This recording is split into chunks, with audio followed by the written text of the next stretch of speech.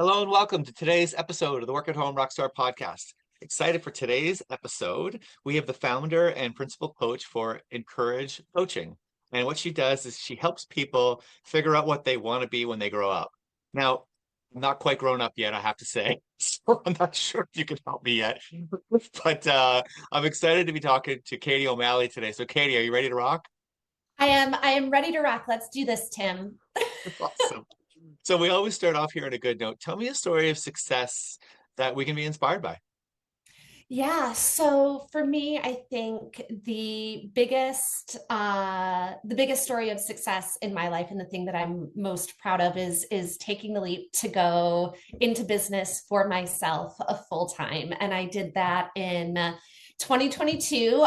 It was the year I was turning 40, and I said, if I'm not going to bet on myself now, when am I going to do it? But that choice was, and the ability to do it actually was building over the course of 4 years. And so I had been working in higher education for about a decade at the University of Chicago Booth School of Business, and was doing that full time, helping students in their career and leadership development, but wanted to make those services accessible that are typically reserved for prestigious institutions or employees who are working for companies with really deep pockets, really wanting to make those both financially and culturally accessible to anyone who's looking to develop and grow professionally. And from 2018, from when I put up a website, got an LLC, didn't have a marketing plan or any kind of thing ready to go. Just, if I build this, will anyone come?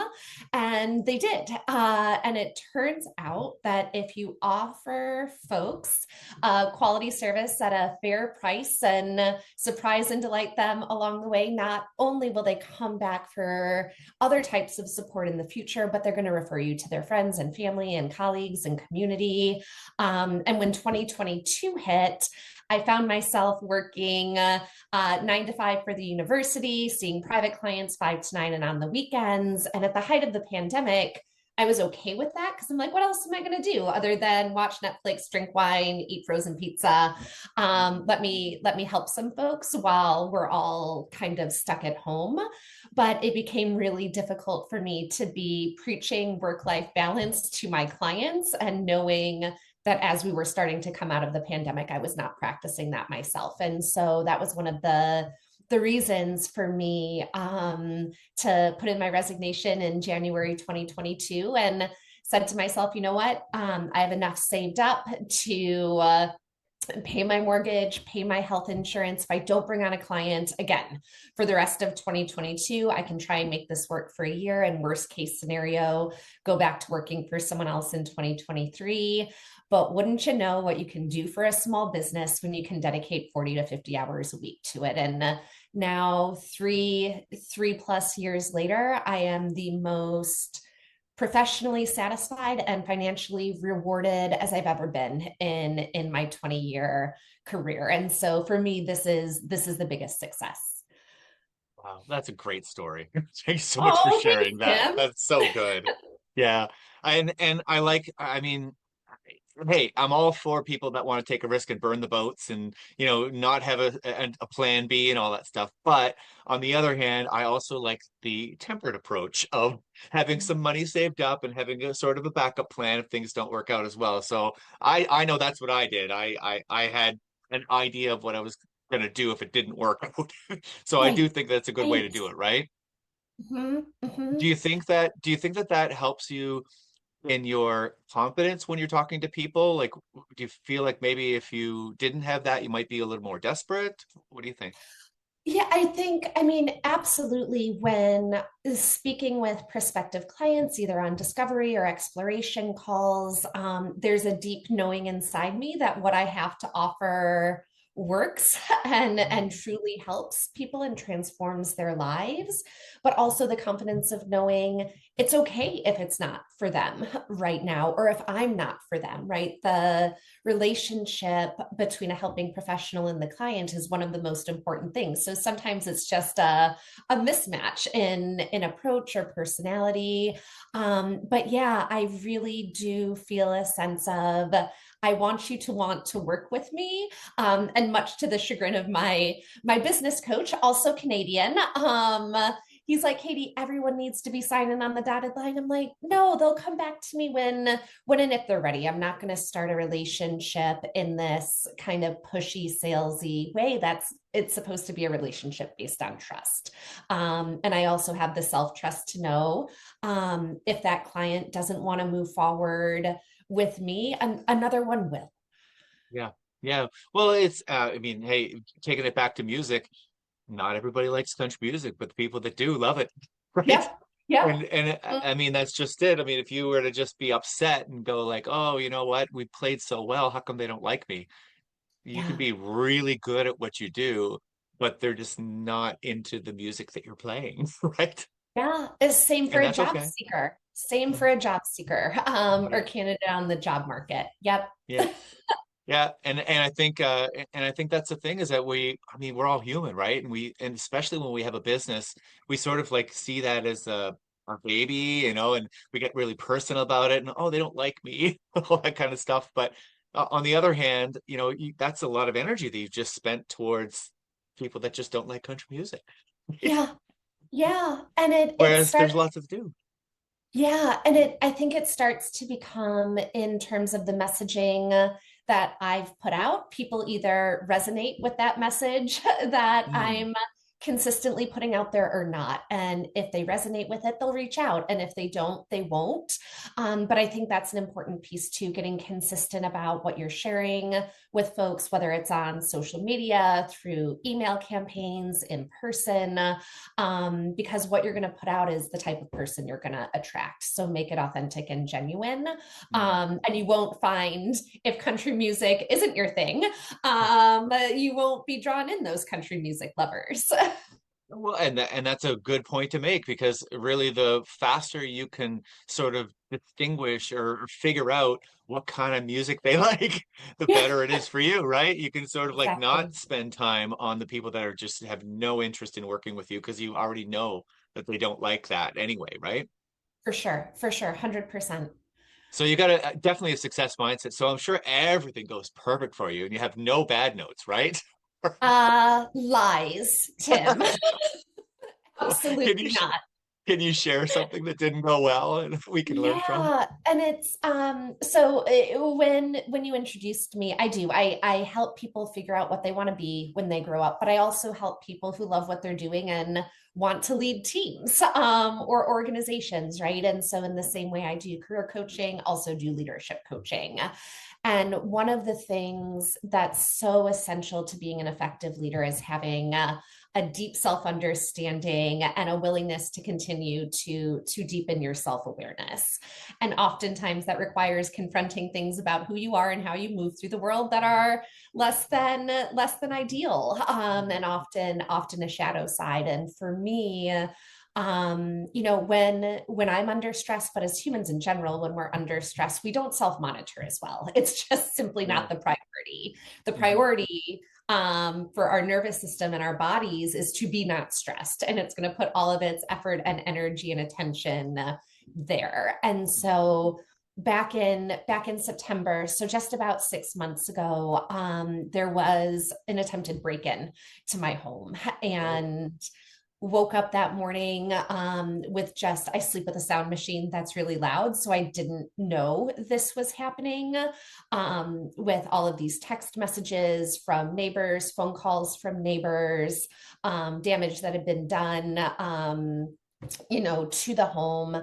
And it was a Monday morning, right? I'm trying to start my work week. And obviously, an experience like that is going to really disorient someone's nervous system. And Tim, I knew I need to not work today, send any emails today, talk to anyone today. I just need to take care of myself and perhaps for the rest of the week, right? And I knew that, and it's what I would have told anyone that I worked with in leadership coaching to do. You are Yeah. allowed to take breaks. We are humans who happen to work and lead, not leaders and workers who happen to be human.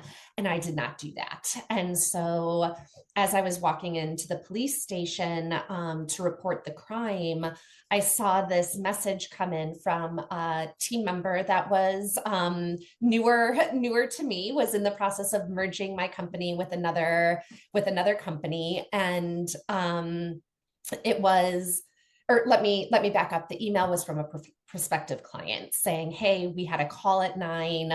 I'm on the Zoom. Where are you?" Uh, And I'm looking at my calendar, being like, "There's nothing on my calendar." So I reached out to the team and I was like, "Hey, this meeting wasn't on my calendar. Is it on any of yours?" And one of my team members reached out and was like, "Yeah, it's on." I'm going to call her Deborah. It was on Deborah's calendar.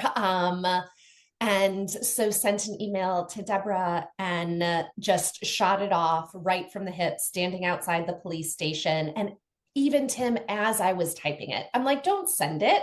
Like, why would you send this?" I was like, "You've jeopardized my professional reputation. I've lost credibility with this client, which means they're likely not going to sign on with me. And you've cost me X dollars. Please respond to this email as soon as you get it." Now, she's living 2 hours behind in California, so it's only 7 a.m. there. And then she missed another call. And I doubled down and sent another email because it happened in like a 15-minute window. And just looking back on that moment, I couldn't believe that I had so little self-control. One, not that people should not be held accountable for their actions and not doing what they say they're going to do, but not in the way that I did it. yeah. Right. And so had to then shoot a third email with an apology and really turning toward her to attempt to repair. And this is before she's even gotten back to me, right? So she's going to be waking up in the Oh morning yeah, all these saying, messages from boom, you. boom, boom. Yeah. I'm like, that doesn't feel great either. And I think to your point, like, "Oh, you do this for a living, you just do it all so perfectly." No, I don't. I just engage in these malpractices less frequently, but when I do, it's still really big, really charged, and it's something that I continue to work on. Let me pause there. Was that responsive? That was really, yeah. Wow. Okay, so have you sort of, what have you learned, I guess, from that experience? A couple of things. One, being crystal clear about expectations, right? So this was Okay, a yeah, newer team member to me. My expectation is if you have a discovery call, you're on Zoom 5 minutes before that discovery call yeah, starts, right? And things like checking your calendar before you go to, not before you go to bed, but before you finish work the night before, so you know what's coming up for the next day. And also just shooting me a note with the discovery calls that you have upcoming, because I don't see them on my calendar, and that way I can be really flexible, right? okay. In case I needed to hop on for any reason. But I didn't do any of those things. I was like, "It's pretty clear, get on Zoom, follow the script." And so that was the other failure of leadership on my part, because I think it's Brene Brown who says, "Clear is kind, unclear is unkind." And I had not been clear with this person about what my expectations were. So that, yeah, that was one of my biggest learnings. Wow. Well, I think it's amazing. It's very self-aware to kind of like put it on you eventually. Because in Mhm. the end, you're right, this person did drop the ball. It was their fault. You had nothing to do with any of that stuff, but you Mhm. did.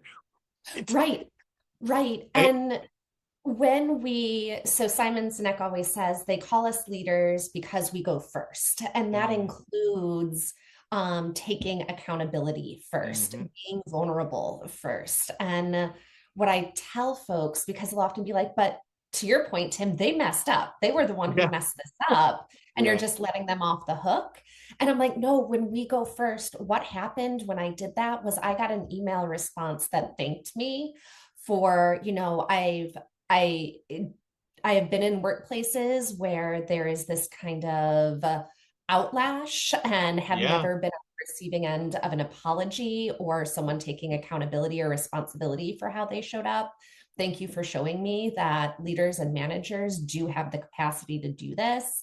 And I want to Yeah. own my part of this. I should have never accepted a call at 9 a.m. Central Time when I've got two kiddos and I'm living in California and I need to get them off to school, right? So because I went first, they were able to reciprocate. It was almost like issuing an invitation. Yeah, yeah, that's amazing. And I think you're right. I think there's this I don't know, I think people feel weak when they make the apology. I don't know, and they want to feel strong. They want to feel like they're in control and all that stuff. But it makes a big difference. Like you just said, I think that because so few people do it, it makes even more of an impact, right?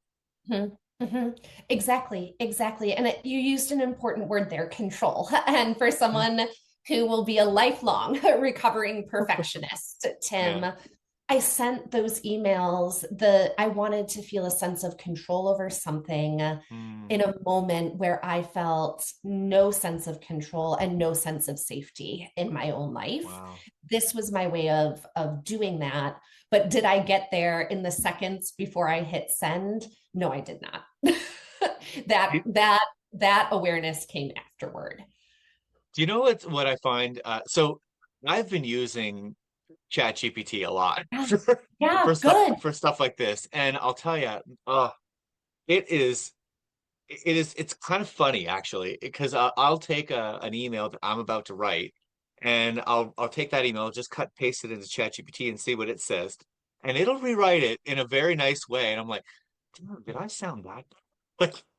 Because that's how I've been sounding the whole time. Because it just writes it in such a level-headed way, and I think that to your point, like we, I mean, we're running this business all on our own. We've got lots of stresses coming in and out, and the way we react to our clients when we're reacting to the clients has a lot to do with what's going on with us right then, and we might not even see it. Like Right. at least you saw it, right? Yeah. But sometimes you don't even see it. You're like, oh, I'm a little that's a little edgy.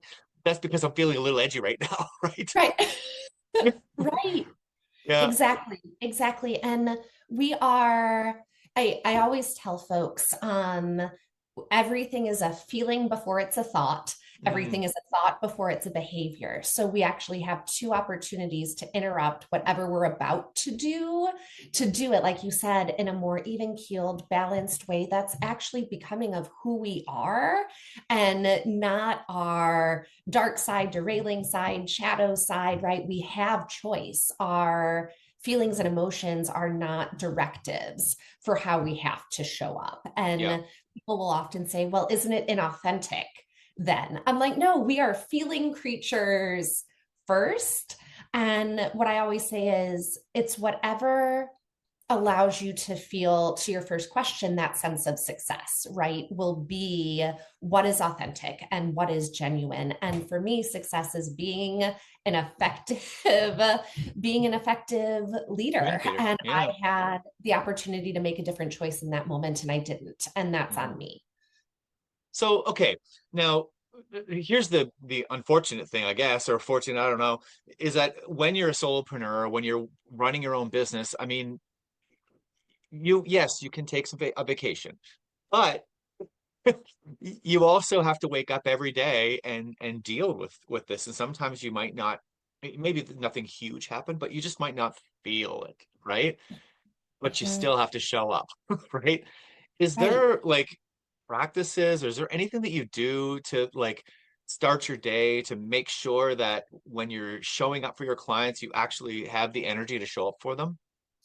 Yeah, it's so for me, this might sound counterintuitive, but the two things that I do every morning to give myself energy, one, walk the dogs. There Uh-huh. is one sitting behind me on that couch and another who's sitting on the chair behind me. So getting in a good walk with them and then hopping on the Peloton. And both of those things really help to reset not just my body, but also my mind and provide some clarity. I also think the practice of self-compassion is really important on those days. So for example, if we go back to that moment, I probably had 10% to Yeah. give on that day as a business owner, as a coach, as an entrepreneur. And if I had been able to give 10% on that day, I would have given 100% of everything that I have to give, right? Yeah. And being able to recognize, yeah, I gave everything that I had today. Tomorrow I might be back up to 90 or 100%, but today I have to acknowledge and accept, right? It's this radical acceptance around this is actually what I've got. How can I use that effort, energy, and attention most effectively? Mm. Um, and just, Dr. Kristen Neff, who is, I call her the mother of self compassion. She does her research at the University of Texas at Austin, where I used to work. And for folks who struggle with self compassion and are like, well, but if I tell myself it's okay if I didn't achieve X, Y, and Z, then aren't I just never going to achieve anything? And then I say, well, think about, when you have either a child or a friend who didn't quite hit the mark that they were moving toward. Are you saying nasty things to them and telling them they're no good and they're never going to Right. amount to anything and their business is no, of course you're not saying that. You're being really encouraging. And it's so important that we find ways to turn that back, that same compassion back onto ourselves. That's the other key point. Yeah, you can't change the past. The past is already gone. So Mhm. the only thing I guess you could do is just try to make sure that you improve. But if you're beating yourself up, then how are you going to improve? Right? Right, right. Yeah, it seems, yeah, but I don't know. I guess that's not something that you just learn, or like a lot of people don't, right? No, no. I mean, we were never taught that in school. I mean, we had No. no social and emotional learning in the 80s and 90s in Yeah. schools. That's for the younger folks listening, that is Hmm. something that got introduced mid to late 2000s. And so yeah, especially for folks older millennials, Gen X, this idea of self-compassion is something very much worth looking into. Yeah. Although I think the 80s and the 90s, the school of hard knocks, like Yeah. you learn a lot from that. Yeah. So Oh, I think no, somewhere in for between is sure. probably right. Like the feedback came real swift when you when you did something back in the 80s that you shouldn't have been doing, like lawn darts and all Yep. that stuff. Like, Yep. come on, the things we used to do was crazy. Um, but on the other hand, you learn real quick, right? Like, you didn't have to put a warning on you know, a glass of coffee. You knew it was Right. hot, Right. right? Or do not eat this Tide Pod. Yes, or do not eat this Tide Pod. Yes. So there's somewhere in between, I think, right? That I think I do think actually kind of swung the opposite direction. I think we sort of like went, whoa, like this is crazy what we're doing all the way over here. And now I'm hoping that it's kind of like correcting itself somewhere in the middle, Yeah. right? I Yeah. think I think we're making our way there Yeah.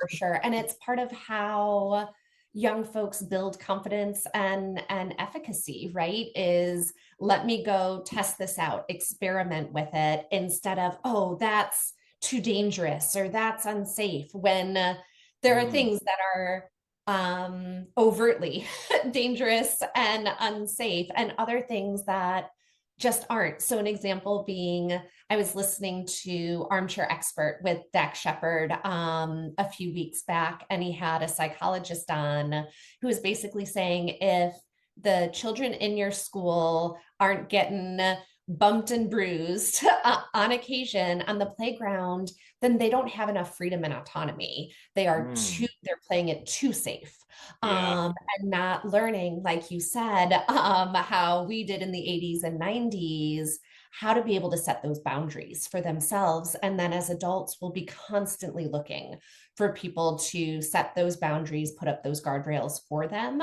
instead of being able to do it themselves. Yeah, I agree. So now you've mentioned so many people that you've been learning from, Yeah. which is awesome. And it sounds to me like do you hire people for that too, or are you just a big reader? Like how do you learn what you know? Yeah, so I think a big part of it for me was going back to school at 30 to earn my master's degree in counseling because I really Mm, wanted to help people at the intersection of mental health and work. And during that time, just realized how much I love learning. Like if I could be a student for the rest of my life, I would 100% do that. And so my favorite ways to learn, listening to podcasts, listening to, I say books on tape just because that's how we grew up with it. But listening to books from people who are giants in the field of leadership education, organizational development, organizational psychology, and then attending conferences.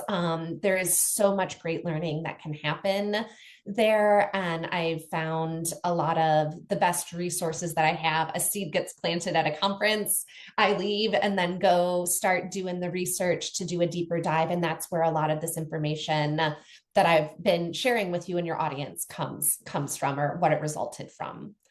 Not meaning to name drop too much, just trying to yeah, provide no. some good resources and avenues for folks. So where do you find time to watch TV? So I do that at night, snuggled up under my weighted blanket, which are really just my two dogs. They are they are my Yeah. weighted blanket. And it's really probably just an episode of something a night. It's like my wind down time from 8 to 9, and then 9 to 10, 9 to 9:30, get ready for bed. So last night it was White Lotus. I only like to watch one series at a time and really invest in it. So I just finished season 2 of Severance and started the new White Lotus last night. Wow. Okay. Well, I gotta say though, now with streaming services, it's so much better than before when they used to like lock you in on prime time TV. You had Oh, to watch it at that time, right?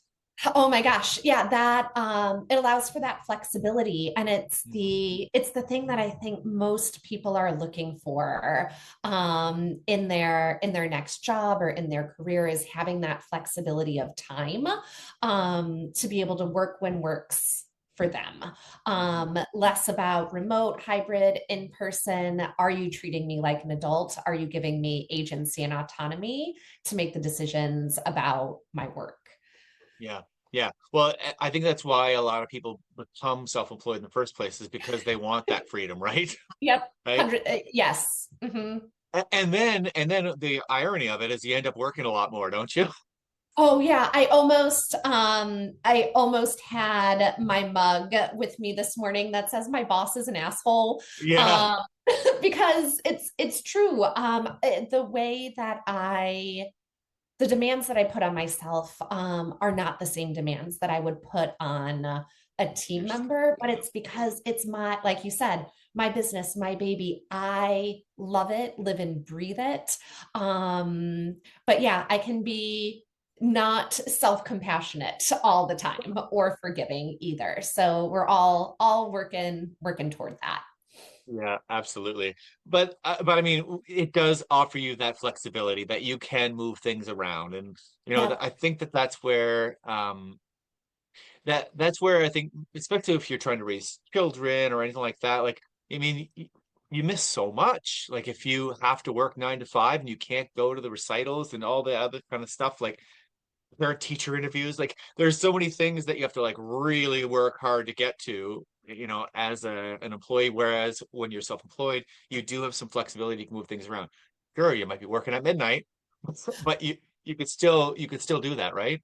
Right, 100%. And it's one of the big reasons that I left. I just wanted not only to have that flexibility, but to set my own benchmarks for success and Yeah. not have a carrot dangled in front of me to reach it only to have it moved again, right?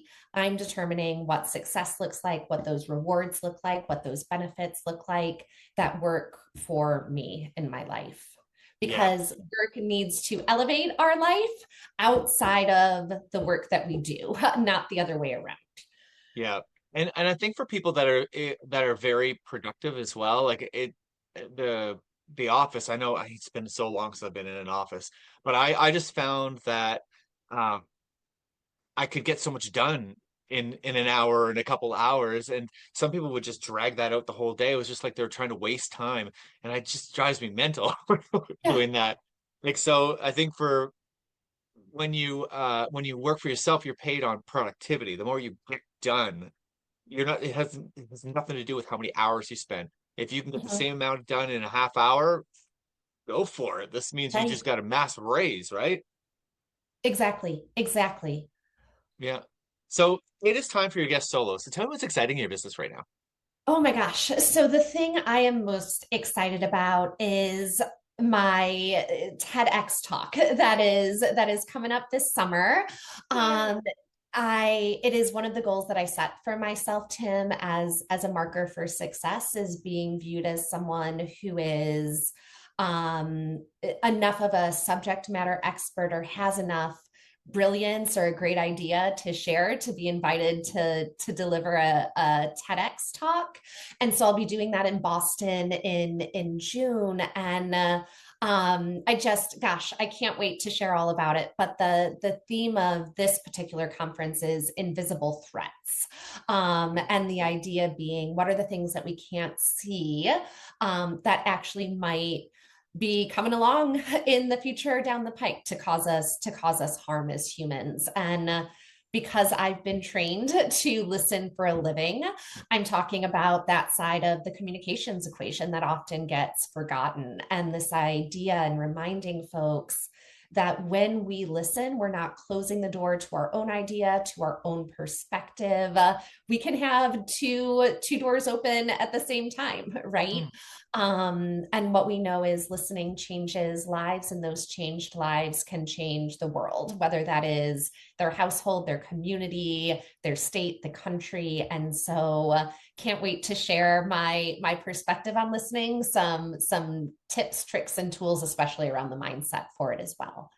That's amazing. So is this like a recorded thing? Or is it going to be available afterwards? Yeah, yeah. So it'll be on the TED site, likely July 2025. Yep, it just takes a few weeks to go through the production, and then they fact check everything that we say before they go Ah, put it on the main site.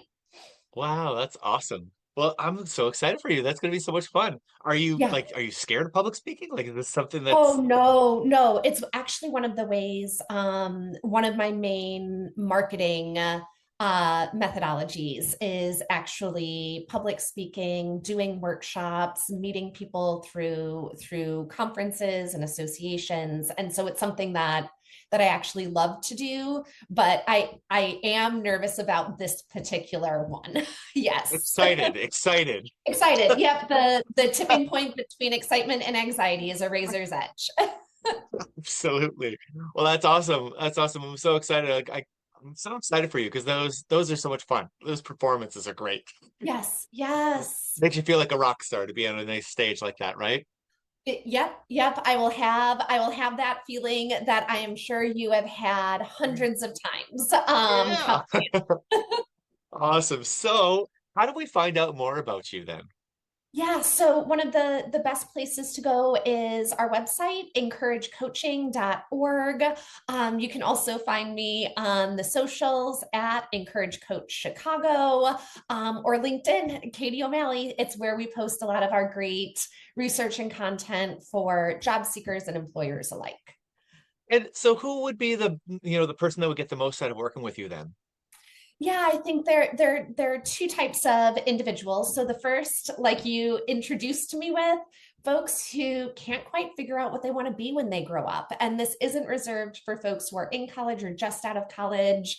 My work spans the spectrum of Yeah. developmental age across the lifespan. And so for folks who really want to have their talents and strengths and values aligned with what they do and not currently in that space or even in a toxic work environment, y'all would get a lot out of working with me, but also folks who are new people leaders or are struggling to lead their team right now in this very kind of chaotic labor market. Leadership coaching is also super beneficial. Wow. Awesome. That sounds so cool. So, Katie, I'm wondering, do you have a favorite rock star? I do. It is Sir. Well, he's not a sir. I call him Sir. David J. Matthews. David J. Matthews. I don't think I've heard of him before. Oh, Dave Matthews Band. Oh, the Dave Matthews Band. Absolutely. Yep, yep, I didn't know his yep, middle name was Jay. I used to yep. follow him around in the 90s. I I've been to a still few of his follow him shows. around now every year. And my assistant will see my email. She's like, I'm going to take away your credit card when it is ticket purchasing season. You are not allowed to go to any more shows this year. Oh yeah, he's got expensive shows, doesn't he? Still. It's very reasonable compared to the Taylor Swifts and Yeah, Beyonce's of the world. yeah. Not that those women have not earned every penny, but more accessible. That's so funny. When I was learning guitar, I was learning in the 90s, and I actually learned from the Beatles and Dave Matthews. Those were the two bands that I played the most music from. So his early albums, Under the Table and the Crash Yeah, album, were the ones that I listened to. I stopped listening a little bit after that. Uh, yeah. Maybe I should get back into them then. Get back into it. The new albums are different but Yeah, still great.